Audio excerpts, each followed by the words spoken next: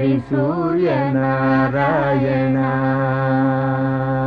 యుద్ధ పరిశ్రాంతం సమరే చింతయా స్థితం రావణం జాగ్రతో దృష్ట్వా యుద్ధాయ సముపస్థిత. రథసప్తమి నాడు ప్రకృతి చేత ఆ సమయంలో ఏది ఇవ్వబడుతుందో దానితో కడతారు. ఆ సమయంలో చిక్కుడుకాయలు ఎక్కువ వస్తాయి. చిక్కుడుకాయలకి వెదురు పుల్లలు గుచ్చి సూర్యరథం కట్టామని సూర్యరథం పెట్టి చిక్కుడాకు వేసి అందులో పాయసాన్నం పెట్టి ఆయనకి నైవేద్యం పెడతారు. ఎందుకు సూర్యరథం ఒక్కటే కడతారో తెలుసా లోకంలో? సూర్యరథాన్ని మీరు కేవలంగా 4 చిక్కుడుకాయలకి 4 పుల్లలు గుచ్చి అక్కడ పెట్టి చూసినా సరే. మాఘమాసం ఎందుకు అంటే సూర్యబింబం ఆవిర్భవించినటువంటి మాసం అది. అందుకని ఆ మాసంలో పట్టు ఎక్కువ.